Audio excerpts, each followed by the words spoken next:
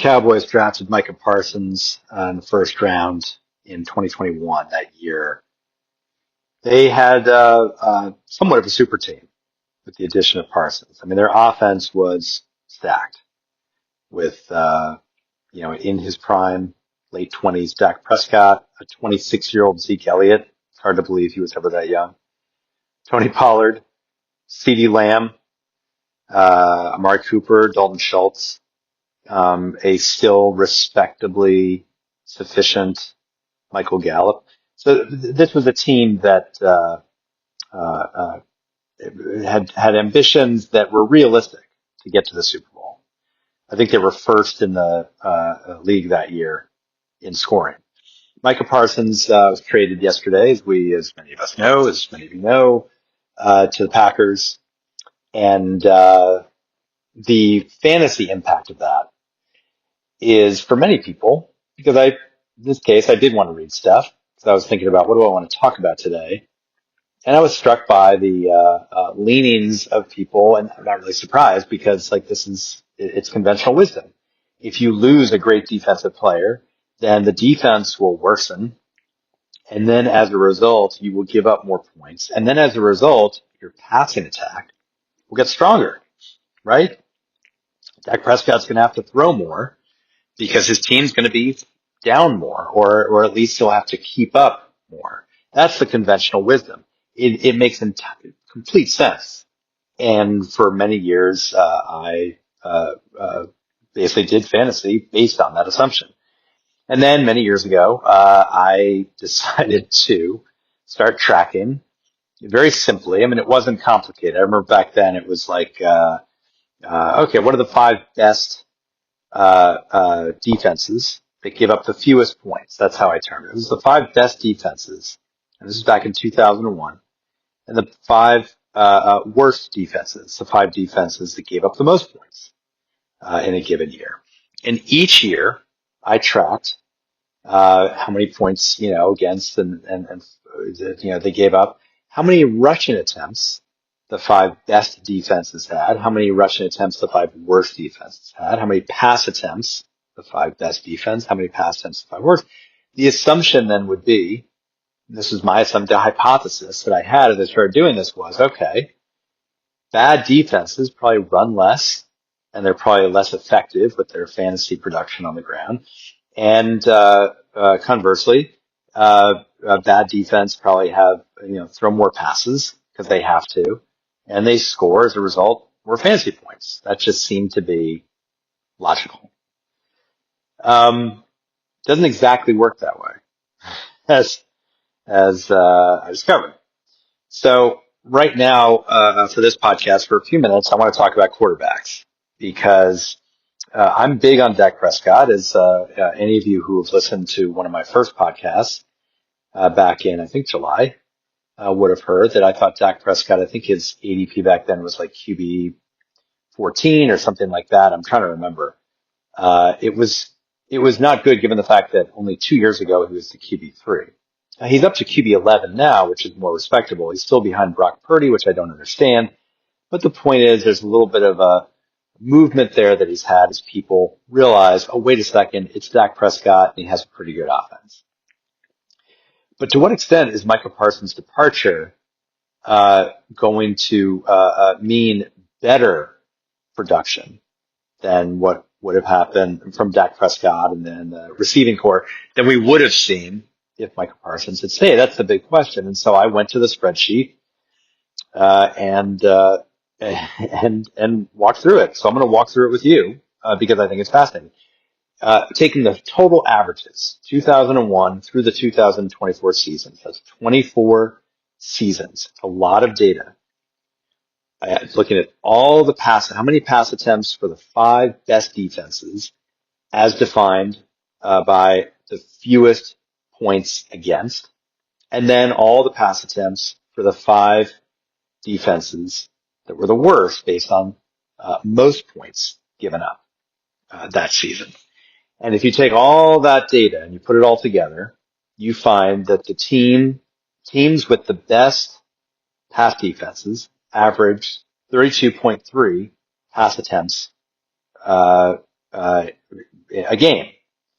And the teams that had the worst defense averaged 35.1. So teams with the worst defense did, in fact, average 2.8 more pass attempts per game.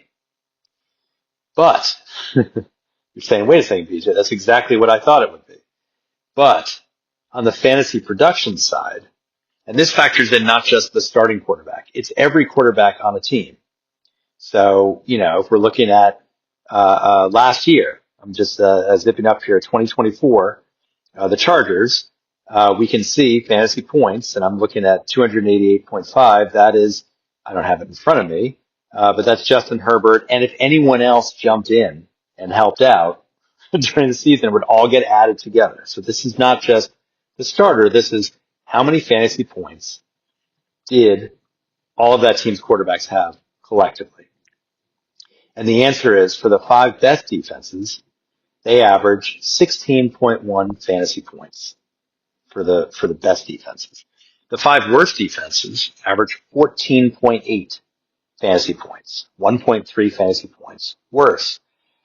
I'll go even further with it and say that when we look at year by year, the 5, let's see, 2001, the best defenses averaged 14.5 QB fantasy points compared to the worst defenses averaging 14.2. So, and that's an example. The best defenses, their quarterbacks did better than the quarterbacks from the 5 worst defenses. If we add up the times, all those 24 seasons, that one did better than the other, the better defensive teams collectively, on average, had more QB fantasy points 18 of those 24 times.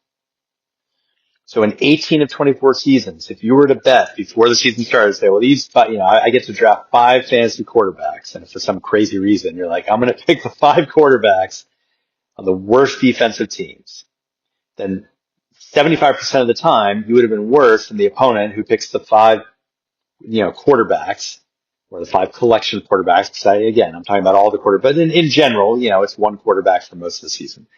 On the 5 best defensive teams. That's kind of insane, isn't it? That, yes, it's true. Bad defenses lead to more pass attempts. It doesn't lead to more production. Now, there's 2 ways of looking at this. And I haven't dug deeper into the why, because, time. It takes time to figure all this stuff out. I've got 2 theories. I'd be interested in your theories. Feel free to email me at fantasyfootballforwinners@gmail.com. One theory is the quality of the passes goes down. That if it's the 4th quarter and your bad defense quarterback is down 15 points and frantically trying to make a comeback, yeah, they're throwing more passes, but the defense is playing, to defend against the pass because they're up. And so a coverage, presumably, will be a little bit tighter than it would have been if the defense is not sure whether to cheat up and guard against the run. So the quality might go down, and therefore the fantasy point production might go down. You also might see that quality go down in terms of quarterbacks slinging it deep, getting intercepted, and losing 2 points because, at that point they're just trying to score. Even if they throw an interception, it's worth it to try.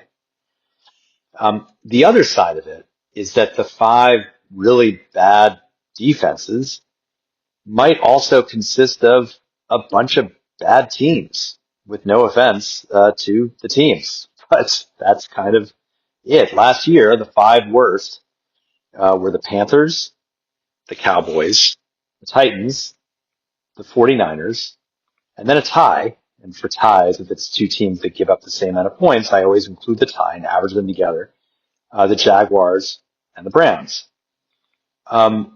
Offhand, I can think those were not good teams. The Browns, it was, what were they, 3? Did they get 3 wins last year? I'm trying to remember. So, yeah, they got 3 wins. And the Jaguars got 4. And the Cowboys didn't do much better. Well, they got 7, but it was a pretty rough 7. I think they were the cream of the crop for that. Feel free to email me again if I'm wrong. But I I can also look it up right here. I think the Niners might have had 7. I'm trying to remember. Um, they were all kind of lacking teams.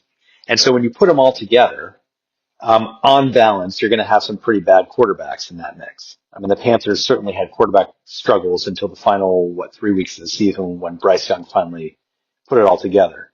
The Titans certainly didn't do much. The Jaguars and Browns certainly underwhelmed. Dak Prescott underwhelmed. Brock Purdy did fine, and he was actually the lone bright spot. But the problem was on the best defensive teams, you had, in terms of fewest points given up, you had the Vikings, Chiefs, Broncos, Eagles, and Chargers. I think you know where I'm going with this. All 5 of those, not only were they great defenses, they were great teams. And oh, by the way, in terms of their fantasy production, if you were to take the 5 best teams, you've got 5 best defenses, the 5 worst defenses, and you were to say, what were the top 6 fantasy QB teams? 5 of those 6 would have been from the best defense group, which goes against the whole theory that actually it would be from the worst group. That's why I think conventional wisdom is nice, but it's not something that's actionable. So conventional wisdom is something that if you don't have anything better, yeah, sure, go for it. But what I'm trying to present here is there's something better. And the something better is, yeah, Dak Prescott, who I really love this season, being in the top 10, I have all summer, and he's creeping up there. He might bump up some more. And if there's an overreaction, I don't think there will be, but in another universe, if there were an overreaction, and I'm not a big fan, let's say I'm not a big fan of Dak Prescott this year, then I would be worried that the market was reacting to the Micah Parsons trade in a way that would suggest it would get a big bump for Dak Prescott in the receiving core, when this data suggests that the odds are that it's not going to be a bump. And in fact, if you want the best quarterbacks, you usually go to the best teams, and the best teams are often the teams with the best defenses. I'm BJ Liddell, Fantasy Football for Winners. Email me anytime. Check out the blog on Facebook.